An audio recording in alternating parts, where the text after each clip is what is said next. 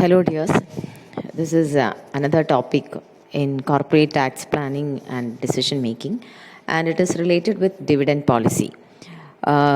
What kind of dividend policy the company should adopt with regard to or when they consider tax as an important factor. So, you have to know what is dividend. Then what are the different kinds of dividend. Then there is a concept called deemed dividend. So when certain payments are made to shareholders, though it is not paid in the form of dividend, it will be deemed as dividends as per section 222E. So in this video we'll be covering about all these aspects. Okay, when it comes to decision making with regard to profit, if an organization incurs profit, then with regard to the profit management, they will have to make basically two main decisions. One is either they want to retain this profit in the organization for future expansion, or they want it to distribute it among the shareholders.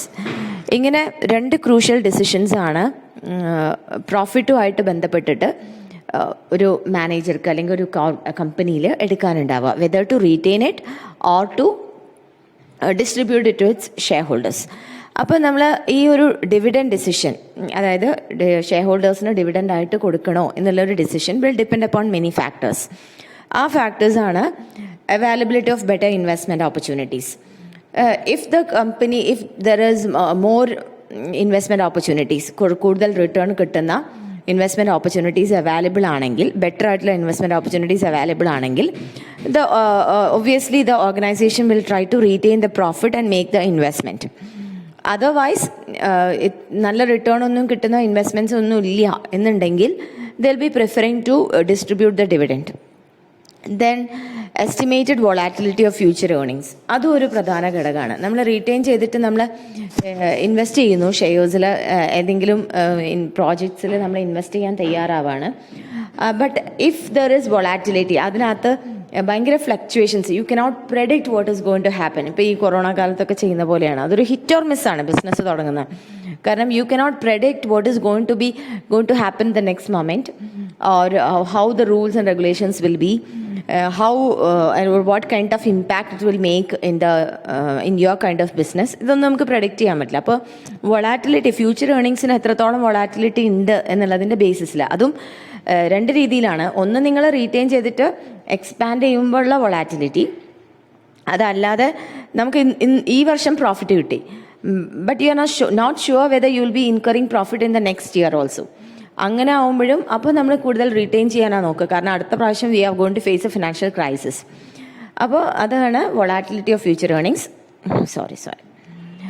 Then there can be tax considerations. If you pay dividend, you will have to pay dividend distribution tax. So that will be again a burden to the company. അപ്പോൾ അങ്ങനെ tax considerations അതിനകത്ത് എന്താണുള്ളതെന്ന് നോക്കണം. When you retain, if there is tax saving ആയിട്ടുള്ള investment opportunities available ആണോ, അപ്പോൾ അതിനകത്തുള്ള tax consideration നോക്കണം. ദെൻ ഫിനാൻഷ്യൽ ഫ്ലെക്സിബിലിറ്റി, ഇപ്പോൾ നമ്മൾ കിട്ടിയിരിക്കുന്ന ലാഭമൊക്കെ ഡിസ്ട്രിബ്യൂട്ട് ചെയ്യണമെങ്കിൽ you need to be financially secured. അപ്പോൾ ആ ഫിനാൻഷ്യൽ ഫ്ലെക്സിബിലിറ്റി ഉണ്ടോ എന്ന് നോക്കണം. അങ്ങനെ നമുക്ക് ഡിസിഷൻ എടുക്കണമെങ്കിലേ, റീറ്റെയിൻ ചെയ്യണോ വേണ്ടോ എന്ന് തീരുമാനിക്കണമെങ്കിൽ then only if you have a financial base you can do that. Otherwise നിങ്ങൾക്ക് വേറെ ഓപ്ഷൻസ് ഒന്നുമില്ല, you will have to retain it. അപ്പോൾ ആ ഫിനാൻഷ്യൽ ഫ്ലെക്സിബിലിറ്റിൻ്റെ ബേസിസിലാണ് ഉണ്ടാവുക. ദെൻ ഫ്ലോട്ടേഷൻ കോസ്റ്റ്, കാരണം ഫണ്ടിൻ്റെ ഒരു ആവശ്യം വന്നാൽ അത് റേസ് ചെയ്യുമ്പോഴുള്ള കോസ്റ്റ് എത്രയാണെന്നൊക്കെ അനലൈസ് ചെയ്ത്, അപ്പോൾ കോസ്റ്റ് ഓഫ് റേസിങ് ക്യാപിറ്റൽ എന്ന് പറയുന്നത് കൂടുതലാണെങ്കിൽ it's better you retain it. അപ്പോൾ നിങ്ങൾക്ക് ആവശ്യത്തിന് വേണ്ട ഫണ്ട് നിങ്ങൾക്ക് റീറ്റെയിൻഡ് ഏർണിങ്സ് ആയിട്ട് അക്യുമുലേറ്റഡ് പ്രോഫിറ്റ് ആയിട്ട് കിട്ടും. അതർവൈസ് പിന്നെ ഫ്ലോട്ടേഷൻ കോസ്റ്റ് ഒക്കെ കുറവാണെങ്കിൽ then it is better, then there is no problem in distributing it as dividend also. Then legal restrictions if any. അപ്പോൾ ഇതുമായിട്ട് ബന്ധപ്പെട്ടിട്ട് നമുക്ക് വല്ല ലീഗൽ റെസ്ട്രിക്ഷൻസും ഉണ്ടോ, ഡിവിഡൻഡ് ഇത്ര പെർസെൻറ്റേജ് കൂടുതൽ നിങ്ങൾക്ക് ഡിസ്ട്രിബ്യൂട്ട് ചെയ്യാൻ പാടില്ല, അങ്ങനെയൊക്കെ പറഞ്ഞിട്ടുള്ള റെസ്ട്രിക്ഷൻസ് ഉണ്ടോ എന്നുള്ളത്, ഇതിനൊക്കെ ബേസിസിലാണ് നിങ്ങൾ ഡിവിഡൻഡ് ഡിസിഷൻസ് എടുക്കുക. Okay. Then section 222 the Income Tax Act 1995, dividend includes. എന്തൊക്കെയാണ് ഡിവിഡൻഡിൽ? അപ്പോൾ സെക്ഷൻ 222 ഡിവിഡൻഡ് എന്താണെന്ന് ഇൻകം ടാക്സ് ആക്ടിൽ പറയുന്നത്. അതിനകത്ത് കുറേ കാര്യങ്ങൾ ഡിവിഡൻഡ് ആണ്. അപ്പോൾ ഇത് ലോൻ്റെ ഭാഷയിൽ തന്നെയാണ് എഴുതിയിരിക്കുന്നത്. അപ്പോൾ നമുക്കതൊന്ന് വായിച്ചിട്ട് അതെന്താണെന്ന് പറഞ്ഞുതരാം. Any distribution by a company of accumulated profits, ഇപ്പോൾ അക്യൂമുലേറ്റ് ചെയ്തിട്ടുള്ള പ്രോഫിറ്റ്സിൻ്റെ ഇനി distribution, whether capitalised or not. നമ്മൾ ക്യാപിറ്റലൈസ്ഡ് ചെയ്ത പ്രോഫിറ്റ് ആണെങ്കിൽ എപ്പോഴാണ് നമ്മൾ എങ്ങനെയാണ് പ്രോഫിറ്റിനെ ക്യാപിറ്റലൈസ് ചെയ്യുക? ബൈ ഇഷ്യൂയിങ് ബോണസ് ഷെയർസ് ഒക്കെ അല്ലേ ക്യാപിറ്റലൈസ് ചെയ്യുന്നത്. അത് ക്യാപിറ്റലൈസ് ചെയ്തിട്ടാണെങ്കിലും അല്ലെങ്കിലും any distribution of profit, if such distribution entails a release by the company to its shareholders of all or any part of the asset of the company. കമ്പനിയുടെ earnings, അതാണല്ലോ കമ്പനിയുടെ assets, share ഹോൾഡറിലേക്ക് transfer ചെയ്യുന്ന ഒരു distribution from accumulated profit happen ചെയ്യുകയാണെങ്കിൽ, അത് capitalised ആണെങ്കിലും അല്ലെങ്കിലും that will be regarded as dividend as per income tax act. ഇനി രണ്ടാമത്തത്, any distribution to its shareholders by a company of debentures, debenture stock or deposit certificate in any form. ഇപ്പോൾ debenture ആയിട്ടോ debenture stock ആയിട്ടോ അല്ലെങ്കിൽ deposit certificate ആയിട്ടോ ഏത് ഫോമിലായാലും, whether with or without interest, and any distribution to its preference ഷെയർ ഹോൾഡേഴ്സിന് debentures ആയിട്ടും preference shareholders of shares by way of bonus to the extent to which the company possesses accumulated profit, whether capitalized or not. അപ്പോൾ share ഹോൾഡേഴ്സിന് ഡിവിഡൻഡോ dividend സ്റ്റോക്കോ deposit certificate ആയിട്ടോ ഇനി preference ഷെയർ ഹോൾഡേഴ്സിന് shares ആയിട്ടോ അവരുടെ accumulated പ്രോഫിറ്റിൻ്റെ പരിധിക്കുള്ളിൽ നിന്നുകൊണ്ട് distribute ചെയ്തിട്ടുണ്ടെങ്കിൽ that also will be regarded as dividend. Clear? അടുത്തത്, any distribution made to the shareholders of a company on its liquidation, company wind up ചെയ്യുന്ന സമയത്ത് on its liquidation, to the extent to which the distribution is attributable to accumulated profit of the company. കമ്പനിയുടെ accumulated പ്രോഫിറ്റിൽ നിന്നും ലിക്വിഡേഷൻ്റെ സമയത്ത് share ഹോൾഡർക്ക് transfer ചെയ്യുന്ന കാശ് immediately before accumulated profit എങ്ങനത്തെ ആയിരിക്കണം? Accumulated profits of the company immediately before its liquidation. ഈ ലിക്വിഡേഷന് തൊട്ട് മുമ്പേ ആയിട്ട് എത്ര അക്യുമുലേറ്റഡ് പ്രോഫിറ്റ് ഉണ്ടോ അതിൽ നിന്നും കമ്പനി ലിക്വിഡേറ്റ് ചെയ്യുന്ന സമയത്ത് ഷെയർ ഹോൾഡേഴ്സിന് നടത്തുന്ന distribution, that also will be regarded as dividend. Then any distribution to its shareholders by a company on reduction of its capital, നമ്മൾ ഇന്റേണൽ റീകൺസ്ട്രക്ഷൻ ഒക്കെ പഠിച്ചതാണല്ലോ, on reduction of its capital to the extent to which the company possesses accumulated profit which arose after the end of the previous year ending next before the first day of April 1933, whether such accumulated profit have been capitalized or not. ഇത്രയേ ഉള്ളൂ. Reduction of ക്യാപിറ്റലിൻ്റെ ഭാഗമായിട്ട് share ഹോൾഡേഴ്സിന് എന്തെങ്കിലും distribute ചെയ്യുവാണെങ്കിൽ അത് എന്നർത്ഥം. Then any payment by a company not being a company in which the public are substantially interested, public substantially interested ആയിട്ടുള്ള company അല്ലാത്ത ഏതൊരു കമ്പനിയിലും, of any sum whether as representing a part of the asset of the company or not, made after the 31st day of May 1987 by way of advance or loan to a shareholder. അഡ്വാൻസോ ലോണോ ഒക്കെ ആയിട്ട് ഇതിനകത്ത് ശ്രദ്ധിക്കേണ്ടത് share ഹോൾഡർക്ക് distribute ചെയ്യാണ് ലോണോ അഡ്വാൻസോ ഒക്കെ ആയിട്ട് 1987 ശേഷം അത് dividend ആയിട്ട് പരിഗണിക്കും. അൺലെസ് അതെന്താണ് പബ്ലിക് സബ്സ്റ്റാൻഷ്യലി ഇൻട്രസ്റ്റഡ് ആയിട്ടുള്ള ഒരു കമ്പനി അല്ലെങ്കിൽ not being a company in which the public are substantially interested. Clear ആണല്ലോ? ഇനി ഇതൊക്കെ ഡിവിഡൻ്റ് ആണ്. ഇനി ഡീംഡ് ഡിവിഡൻ്റ് എന്ന് പറയുന്ന സിറ്റുവേഷനാണ്. Deemed dividend as per section 222E. According to section 222E, when a company in which the public are not substantially interested, a company in which public are not substantially interested, extends a loan or an advance, അവർ ലോണോ അഡ്വാൻസോ കൊടുക്കുകയാണെങ്കിൽ അതെന്താണ്? Any of it share holders who has more than 10% voting power in the company, കമ്പനിയിൽ 10% കൂടുതൽ voting power ഉള്ള share ഹോൾഡർക്ക് കൊടുക്കുകയാണെങ്കിൽ, then to any concern in which such share holder is substantially interested, അതല്ലെങ്കിൽ ഏതെങ്കിലും കമ്പനി ഏതെങ്കിലും concern in which the public are substantially interested, then share holder is substantially interested or for the individual benefit of such share holder, ആ share ഹോൾഡറുടെ individual ബെനിഫിറ്റിന് വേണ്ടിയിട്ട് ലോണോ അഡ്വാൻസോ ഒക്കെ കൊടുത്തിട്ടുണ്ടെങ്കിൽ, then on behalf of such shareholder to the extent the company has accumulated profit, കമ്പനിക്ക് accumulated profit ഉള്ളതിന് അനുസരിച്ച് ഒരു share ഹോൾഡറിൻ്റെ ബിഹാഫിൽ കൊടുക്കുകയാണെങ്കിൽ such payment would be deemed as a dividend under section 222E. അത് 222E പ്രകാരം ഇത്രയും കാര്യങ്ങൾ, ലോണോ അഡ്വാൻസോ ആണ് കൊടുക്കുന്നതെങ്കിൽ പോലും അത് ഇങ്ങനെയൊക്കെയാണ് കൊടുക്കുന്നതെങ്കിൽ അത് ഡീംഡ് ഡിവിഡൻ്റായിട്ട് ഇൻകം ടാക്സ് ആക്ടിൽ കണക്കാക്കപ്പെടും.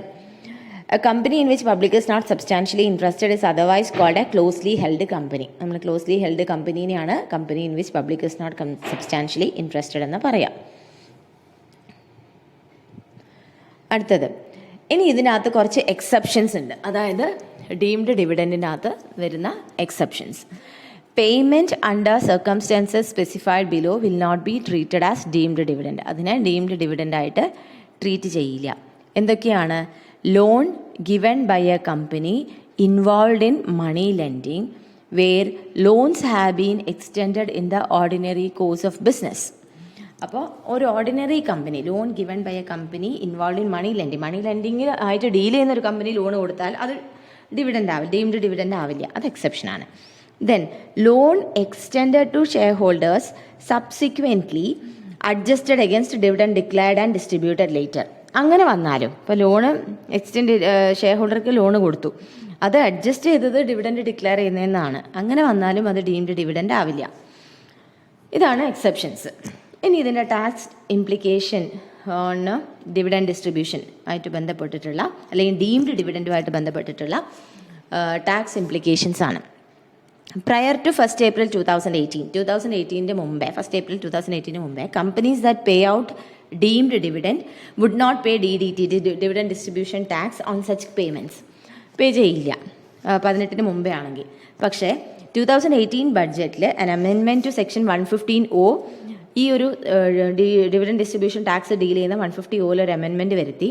It mandated such companies to pay DDT at the rate of 30% plus applicable surcharge and cess on transactions carried out on or after 1st April 2018. 1st April 2018 ശേഷം ഡീംഡ് ഡിവിഡൻറ്റിൻ്റെ മുകളിൽ എന്ത് വേണം? DDT അടയ്ക്കണം, 30% സെസ്സും.